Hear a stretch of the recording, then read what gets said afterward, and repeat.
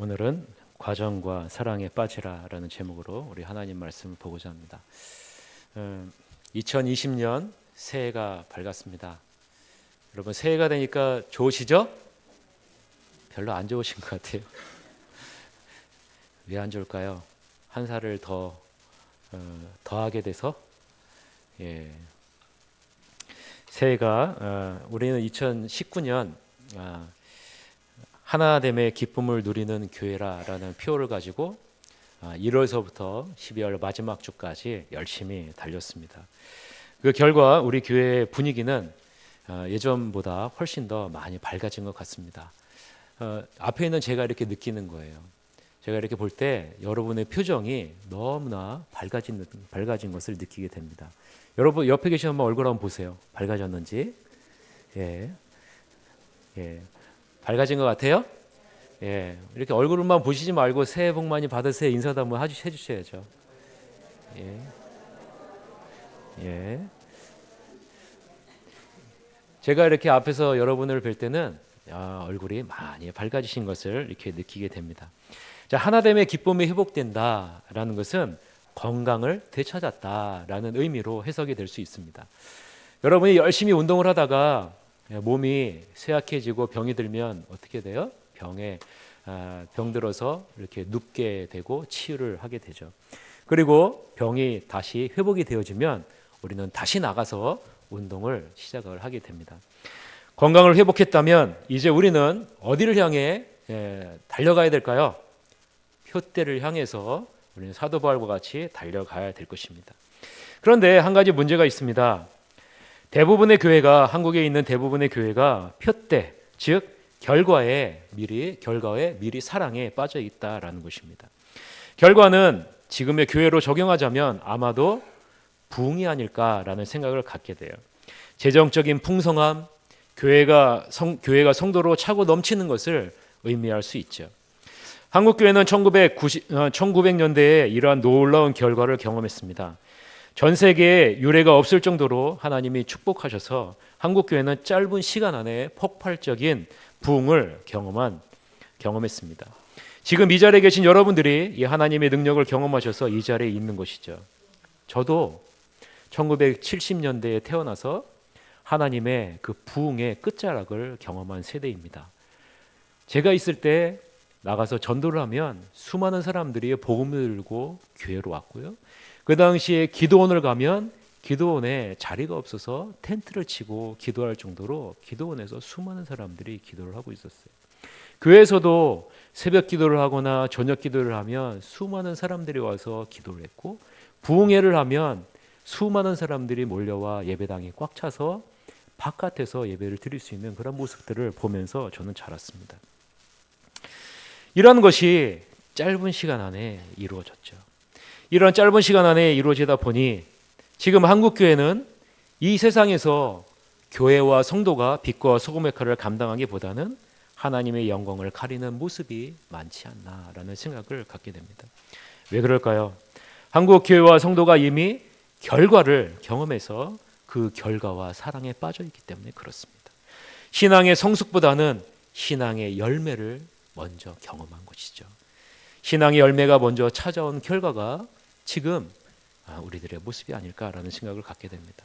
여러분, 새하늘교회는 몇 살입니까? 새하늘교회는 38살입니다. 여러분, 38살이면 사회에서는 지금 한창 무엇을 할 나이예요?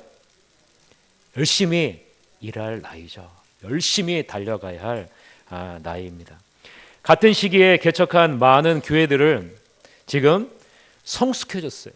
그리고 많은 부흥을 이루고 있습니다.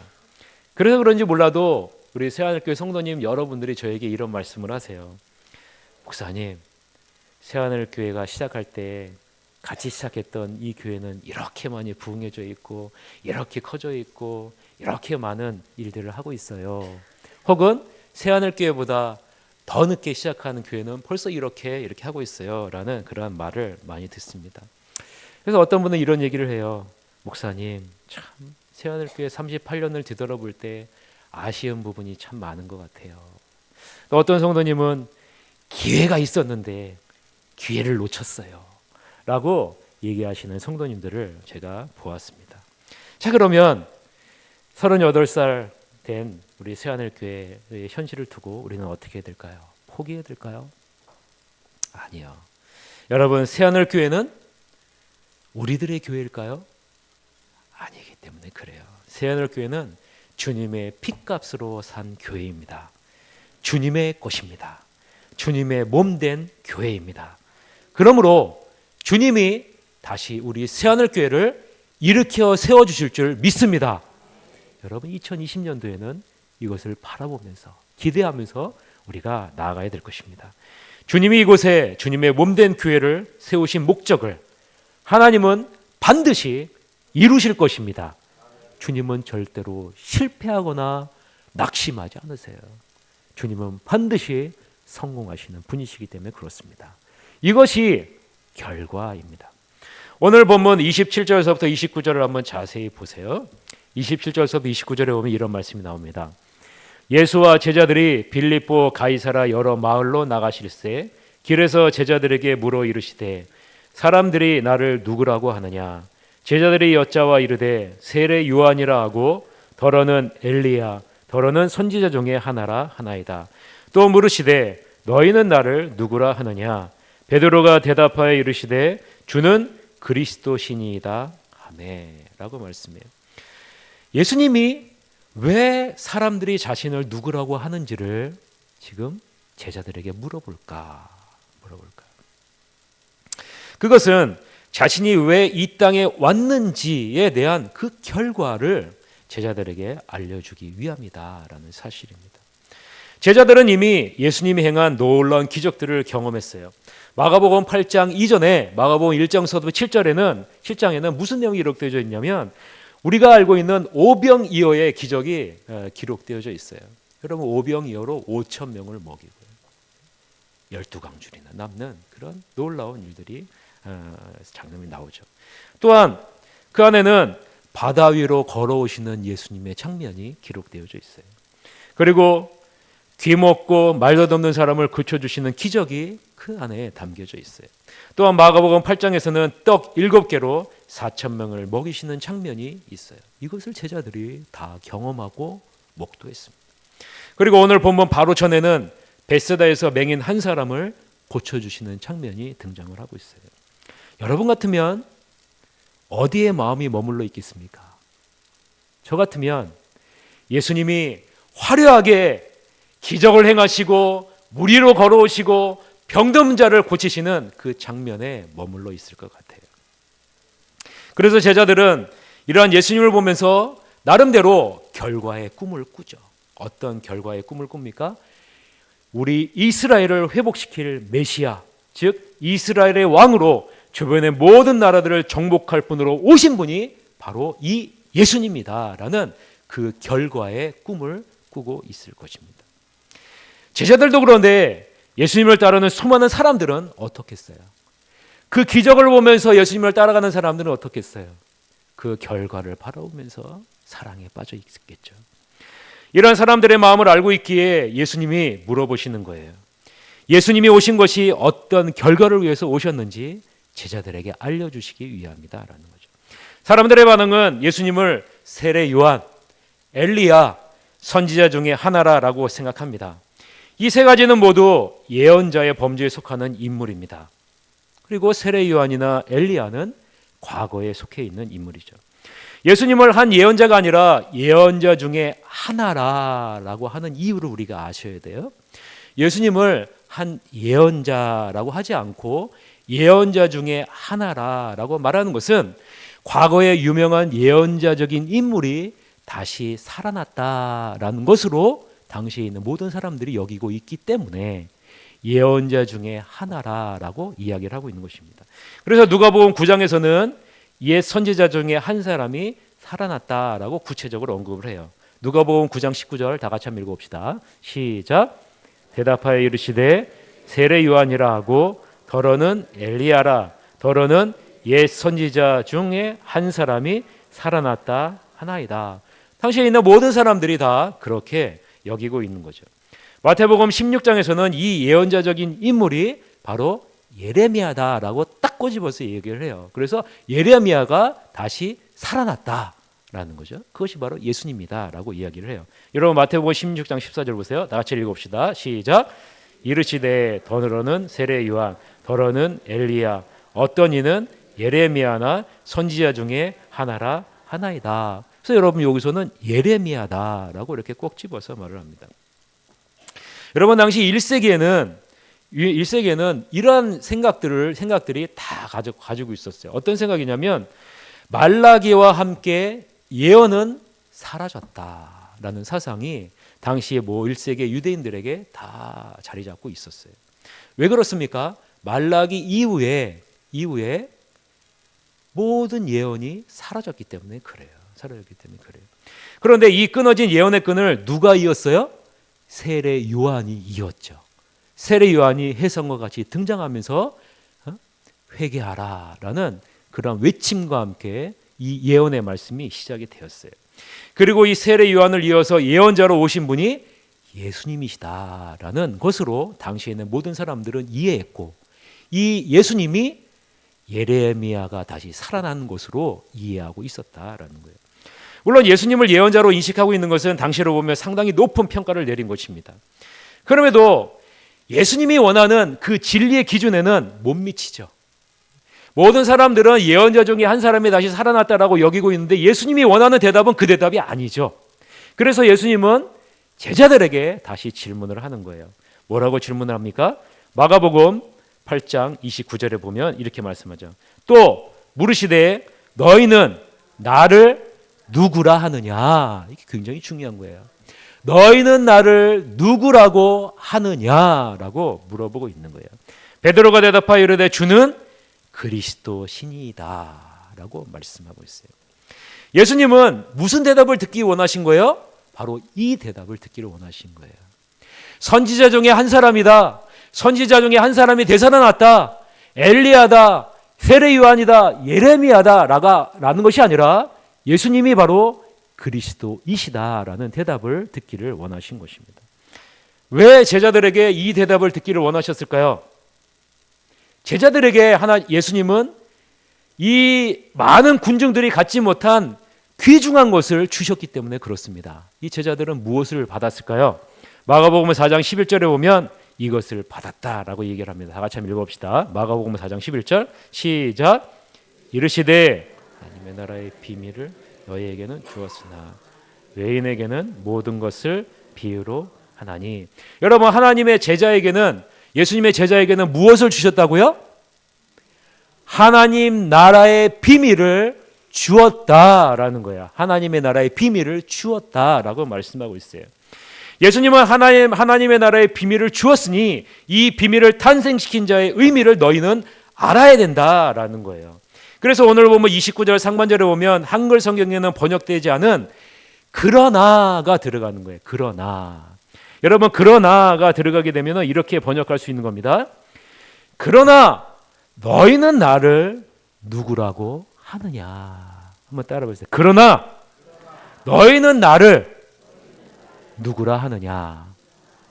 여러분 예수님은요 제자들에게 그러나 너희는 나를 누구라고 하느냐라고 물어보고 있는 거예요. 이 말은 무슨 말입니까? 너희는 세상 사람들과 달라야 된다라는 거예요. 너희는 이 세상 사람들이 바라보는 모습과 다르게 봐야 된다라고 말씀을 하고 있는 거예요. 사랑하는 성도 여러분, 우리도 세상 사람들과 달라야 됩니다. 그것이 바로 예수 그리스도께서 원하시는 거예요. 베드로가 대답했어요. 주는 그리스도이십니다 라는 거죠. 여기서 우리는 한 가지 중요한 사실을 짚고 넘어가야 돼요. 우리는 일반적으로 베드로만이 이 사실을 알고, 그리고 베드로의 이 고백을 통해서 교회가 세워졌고 베드로가 예수님을 책망했다라고 여기고 있어요. 그 근거로 마태복음 우리 16장을 그 근거로 들죠. 한번 보세요. 마태복음 16장 15절부터 20절 말씀 다 같이 읽어보겠습니다. 시작. 이르시되 너희는 나를 누구라 하느냐. 시몬 베드로가 대답하여 이르되 주는 그리스도시요 살아계신 하나님의 아들이시니이다. 예수께서 대답하여 이르시되 바요나 시몬아 내가 복이 있도다. 이를 내게 알게 한 이는 혈육이 아니요 하늘에 계신 내 아버지시니라. 또 내가 내게 이르노니 너는 베드로라. 내가 이 반석 위에 내 교회를 세우리니 음부의 권세가 이기지 못하리라. 내가 천국 열쇠를 내게 주리니 내가 땅에서 무엇이든지 매면 하늘에서도 매일 것이요 내가 땅에서도 무엇이든지 풀면 하늘에서도 풀리리라 하시고, 이에 제자들에게 경고하사 자기가 그리스도인 것을 아무에게도 이르지 말라 하시니라. 여러분 잘 보세요. 20절을 잘 보셔야 돼요. 베드로만 예수님이 그리스도이심을 고백한 것처럼 보여요. 그러나 20절을 자세히 보면 예수님이 누구에게 지금 경고를 하세요? 제자들에게 경고를 하신다는 거예요. 만약에 이 고백이 베드로만의 고백이었다라면은 베드로에게만 경고하면 돼요. 베드로에게 경고하면 돼요. 그러나 예수님은 그렇게 하지 않아요. 제자들에게 경고를 하고 있어요. 자, 오늘 본문을 한번 보세요. 본문 마가복음 8장 33절에 보면 이 예수님께서 베드로의 고백을 듣고 그 다음에 예수님께서 고난당할 것을 말씀하시고 베드로가 예수님을 말려요. 안 됩니다. 이 일이 절대 일어날 수 없습니다 라고 얘기를 하고 그 다음에 예수님이 하시는 말씀이 33절에 나오는데, 마가복음 8장 33절을 한번 다 같이 한번 보세요. 33절 다 같이 한번 읽어봅시다. 시작. 예수께서 돌이키사 사탄아 내 뒤로 물러가라. 내가 하나님의 일을 생각하지 아니하고 도리어 사람의 일을 생각하는도다. 여러분 상반절을 보세요. 첫 번째를 보면 이 일이 있은 후에 예수님께서 돌이키사 베드로를 보시면서 꾸짖어야 돼요. 그죠? 베드로가 고백했고 베드로가 예수님을 알리고 있으니까 베드로를 꾸짖으면서 베드로를 보시면서 얘기를 해야 돼요. 그런데 예수님은 지금 누구를 보세요? 제자들을 보고 있다라는 거예요. 여러분 잘 아셔야 되는 거예요. 베드로의 고백은, 베드로의 항변은 베드로만의 것이 아니다라는 것을 여러분 아셔야 되는 거예요. 이것은 모든 제자들의 공통된 의견이다라는 것을 성경을 통해서 보여주고 있는 거예요. 이 모든 것을 볼 때 이것은 베드로만의 고백이 아니다라는 거예요. 하나님이 제자들에게 알게 하신 것을 베드로가 제자들을 대표해서 고백한 것이지 베드로만 알고 있는 것이 아니다라는 거예요. 이미 제자들 모두에게 하나님의 나라의 비밀을 주셨기 때문에 그런 거예요. 우리는 마가복음 4장 11절에서 봤죠. 그리스도라라는 뜻은요, 메시아, 기름 부음 받은 자를 의미하는 단어입니다. 그래서 베드로가 고백하는, 제자들이 고백하는 주는 그리스도이십니다 라는 이 고백은 무슨 의미냐면 바로 예수님은 하나님이 약속하신 그 말씀을 성취하기 위해서, 그 말씀을 이루시기 위해서 오신 분이십니다 라는 그런 고백이 담겨져 있는 거예요. 그래서 예수님은 베드로의 이 고백, 제자들의 이 고백을 기쁘게 여기신 거예요. 내 말이 옳다라는 거죠. 그리고 이 고백 위에 무엇을 세우겠다고요? 교회를 세우겠다라는 거예요. 그러므로 이 고백은 뭐예요? 주님의 말씀이 성취됨으로 인해서 교회가 세워진다라는 것을 의미하고 있는 것이죠. 하나님이 약속하신 이 언약을 이루시기 위해서 오신 분이 누구시냐? 바로 예수님이시다라는 거예요. 예수님은 왜 자신이 이 땅에 왔는지를 알려줄까요? 그것이 바로 결과이기 때문에 그러는 거예요. 그래서 제자들에게 이 결과를 너희들이 알아야 된다라는 거예요. 이것을 확인한 후에 예수님은 하나님의 말씀을 이루기 위해 자신이 무엇을 해야 하는지를 제자들에게 드러내놓고 말씀하십니다. 그것이 바로 마가복음 8장 31절 말씀이에요. 다 같이 보세요. 인자가 많은 고난을 받고 장로들과 대제사장들과 서기관들에게 버림받아 죽임을 당하고 사흘 만에 살아나야 할 것을 비로소 그들에게 가르치시되라고 말씀합니다. 예수님은 자신이 고난을 받고 죽임을 당하고 다시 살아나야 할 것을 강조하시므로 제자들의 메시아에 대한 기대를 바로 잡고자 원하신 것입니다. 제자들의 기대는 이 세상을 정복하는 왕으로서의 메시아인 반면에 예수님은 하나님의 영원한 통치를 이루실 메시아이다라는 것을 강조하고 있는 것입니다. 예수님이 강조하는 것은 하나님과 인간 사이에 화해를 가져올 희생이 필요하다는 거예요. 하나님의 영원한 통치를 위해서 예수님은 인간의 모든 죄를 대신해 죽으셔야만 한다라는 것을 강조하고 있는 것입니다. 그래서 예수님은 고난과 죽음을 강조하고 있는 거예요. 이때 제자들의 반응은 어떻습니까? 마가복음 8장 32절에 보니까 드러내놓고 이 말씀을 하시니 베드로가 예수를 붙들고 항변하매라고 말씀해요. 제자들은 하나님이 정하신 메시아의 뜻인 죄를 대속하는 것을 이해하지 못하고 당장 예수님이 고난받고 죽으신다는 것에 집중하고 있는 것이죠. 여러분, 항변한다라는 단어는요, 꾸짖는다라는 단어예요. 항변하면 꾸짖는다. 지금 누가 누구를 꾸짖어요?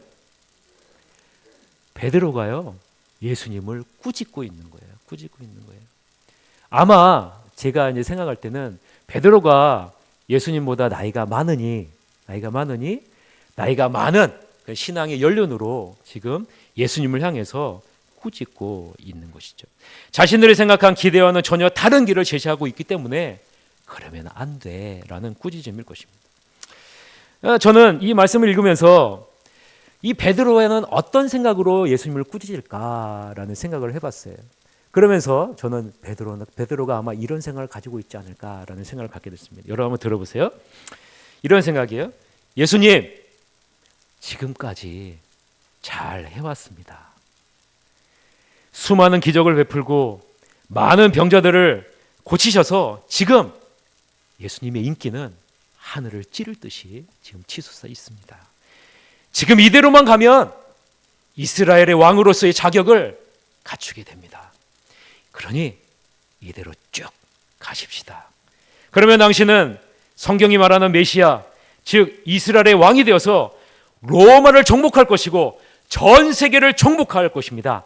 그리고 화려했던 이스라엘 역사 중에서 가장 화려했던 다윗의 왕국을 다시 회복할 것입니다. 그러니 장로들과 대제사장들과 서기관들에게 잡혀서 고난받고 죽는다는 말은 다시는 입 밖에도 내지 마십시오. 이대로 쭉 갑시다. 그러면 앞으로 우리의 길은 탄탄대로의 길을 가게 될 것입니다. 여러분 아마도 이런 마음을 갖고 있지 않을까요? 그래서 이 말을 하면서 예수님을 꾸짖는 거예요. 그러면 안 돼요. 그러면 안 돼요. 고난받고 죽는다니요. 입 밖에도 내지 마세요. 예수님은 베드로의 이 말을 다 듣고 뭐라고 말씀하신지 아세요? 그 말씀이 바로 33절 말씀이에요. 다 같이 한번 읽어봅시다. 시작.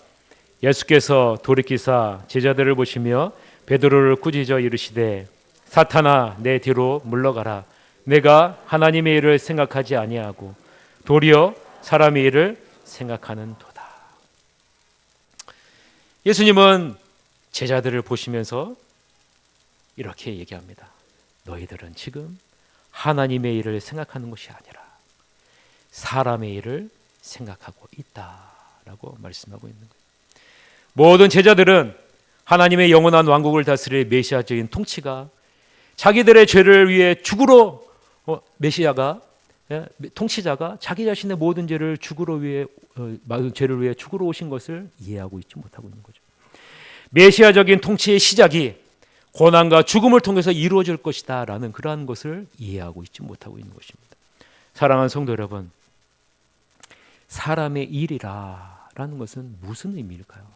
너희가 사람의 일을 생각하는도다 라고 얘기했을 때 사람의 일은 무엇일까요? 그것은 나 중심적으로 생각하고 있는 것이다 라는 거예요. 사람의 일은 내 중심적으로 생각하는 것을 말하고 있는 거예요. 나 중심적으로 신앙생활하지 말라라는 거예요. 나 중심적으로 성경을 해석하지 말라라는 거예요. 신앙의 핵심은 내가 아니라 하나님이기 때문에 그런 것입니다. 사람의 일은 신앙의 중심을 너에게 두지 말고 하나님에게 두라라는 거죠. 여러분, 내가 원하는 대로 내가 뜻하는 대로 다 이루어진다면 여러분은 지금 어떤 삶을 살고 있을 것 같습니까? 아마도 가장 교만한 삶을 살고 있지 않을까라는 생각을 갖게 됩니다. 하나님은 우리가 교만한 삶을 살도록 그냥 내버려 두지 않으세요. 하나님은 절대로 우리를 우리의 마음대로 내버려 주시지 않는다라는 것입니다. 2020년 새해 여러분은 수많은 계획과 뜻을 정하고 이제 기도하실 거예요. 어떤 것은 응답되고 어떤 것은 응답되지 않을 거예요. 그러나 여러분 낙심하지 마세요. 하나님의 뜻에 맞는 것만 응답될 줄 믿습니다. 하나님의 뜻에 맞는 것은 반드시 응답됩니다. 그러나 여러분 하나님의 뜻에 맞지 않는 것은 응답되지 않습니다. 왜요? 우리의 유익을 위해서 하나님은 응답해 주시지 않으세요. 그것이 바로 하나님의 사랑입니다. 그래서 여러분, 그래서 예수님은 오늘 본문에서 가장 핵심적인 구절을 제자들에게 알려줍니다. 그것이 바로 34절 말씀이에요. 이 34절 말씀이 올 한 해 우리 새하늘교회가 짊어지고 가야 할 말씀입니다. 34절 다 같이 한번 읽어봅시다. 시작. 무리와 제자들을 불러 이르시되 누구든지 나를 따라오려거든 자기를 부인하고 자기 십자가를 지고 나를 따를 것이니라. 여러분 이 구절을요 매일마다 여러분 암송하셔서 여러분 읽으시기를 바랍니다. 그리고 이 구절을 우리 성가대가 이제 여러분 예배를 딱 마치면 이 구절을 한 목소리로 이 구절을 외칠 거예요. 그러면 여러분 이 구절을 마음속에 1년 동안 마음속에 굳건하게 여러분 담으시길 바랍니다. 여러분 이 구절을 바라보시면서 어떠한 단어에 여러분 마음이 꽂히십니까? 대부분 어떤 구절에 집중하냐면 십자가에 집중합니다. 십자가에 집중해요. 어찌 보면 십자가는 결과예요. 예수님이 십자가를 위해서 오셨잖아요. 십자가는 결과죠. 그러나 예수님은요 십자가와 사랑에 빠진 것이 아니라 어디에 사랑에 빠졌냐면요 자기 부인이라는 과정과 사랑에 빠지셨어요. 예수님은 십자가 이전에 먼저 과정과 사랑에 빠져 있다라는 거예요. 그것이 바로 자기 부인이라는 거예요.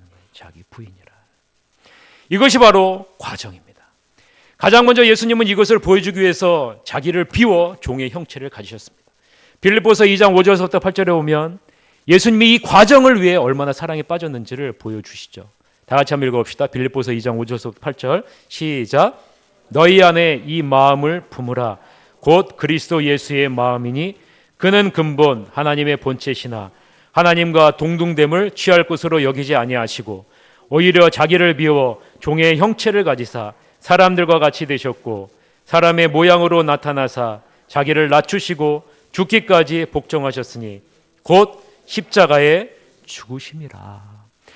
여러분 예수님이 십자가라는 결과를 위해서 오셨지만 이 십자가를 위해서 예수님은 그 과정과 사랑에 빠지셨어요. 그리고 자기를 비우셨어요. 예수님은 십자가에 죽으시기 전에 자기를 부인하는 마음을 먼저 품으셨어요. 그래서 자신을 비워 종의 형체를 가지시고 사람들과 같이 되셨고 자신을 낮추사 죽기까지 복종하신 것입니다. 이것이 바로 과정이에요. 예수님은 십자가 죽으시기 위해 이 모든 과정을 기쁨으로 감당하신 것입니다. 결과를 위해 과정이라는 자기 부인의 길을 걸어가셨다라는 거예요. 사랑하는 성도 여러분, 자기를 부인한다라는 것은 무슨 말일까요? 자기를 부인한다.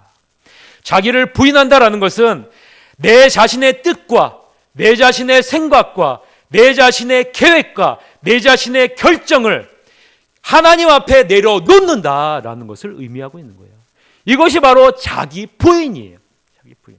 나의 결정을 하나님 앞에 내려놓겠습니다라는 거예요. 나의 뜻과 나의 생각을 내려놓고 하나님의 뜻에 순종하겠습니다라는 거예요. 그것이 바로 자기 부인이에요. 내가 이미 다 결정해놓고 하나님이 나의 결정에 맞추십시오. 내가 결정했으니 하나님이 축복해 주십시오 라는 것은 자기 부인을 하는 신앙생활이 아니다라는 거예요. 자기 부인의 과정이 없으면 절대로 하나님의 뜻이 이루어지지 않는다라는 거예요. 결과가 오지 않는다라는 거예요. 여러분 시편 49편 6절서부터 8절을 보세요.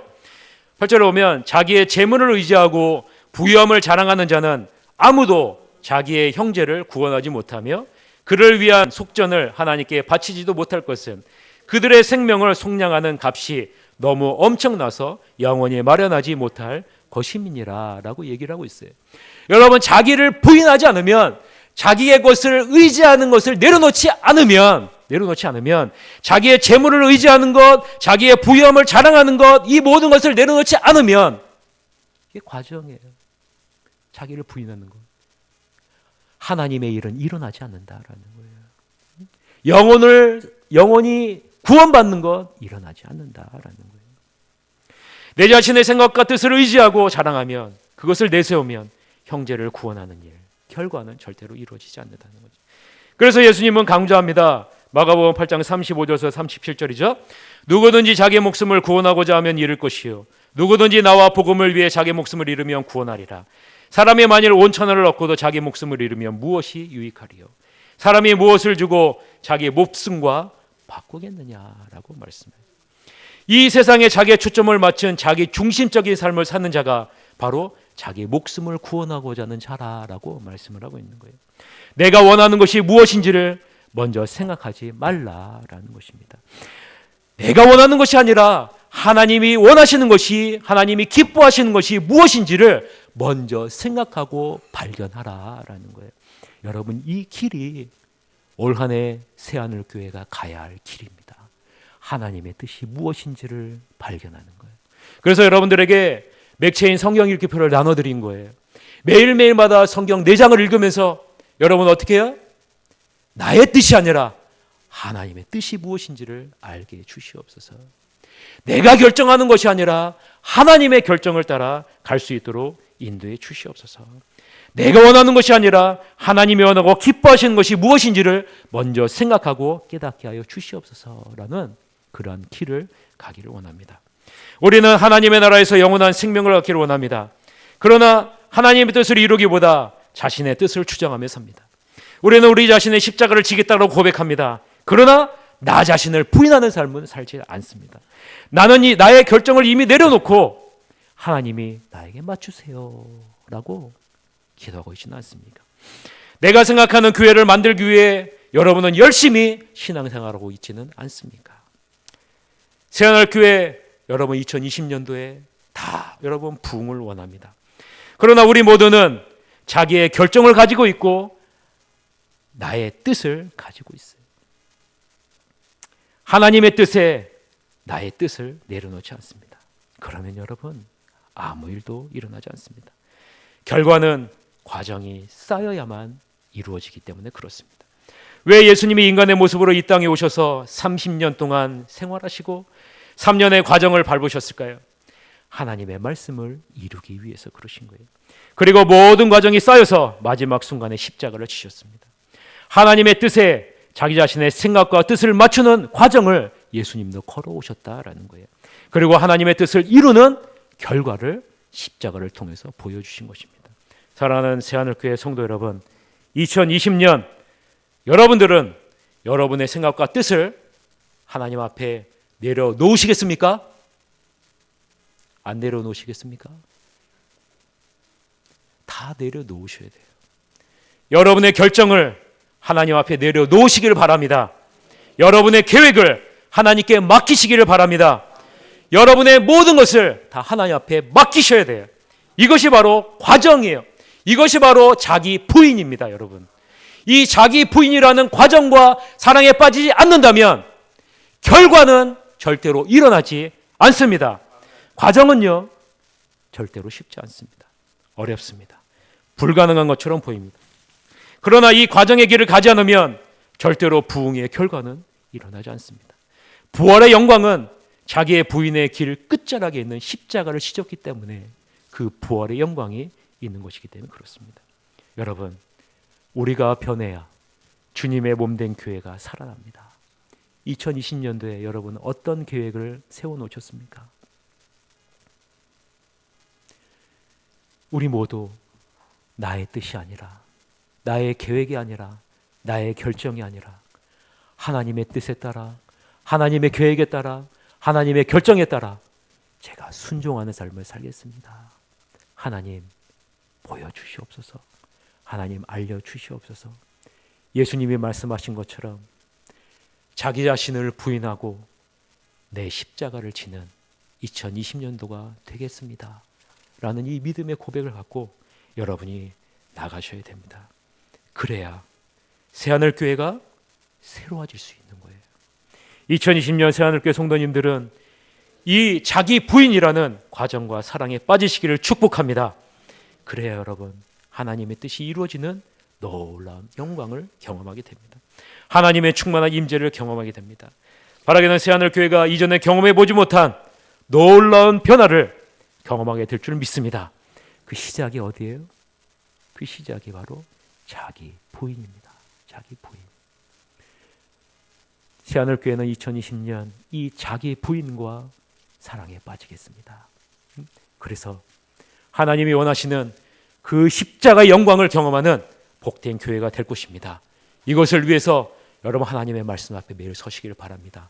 그리고 힘써 기도하시기를 바랍니다.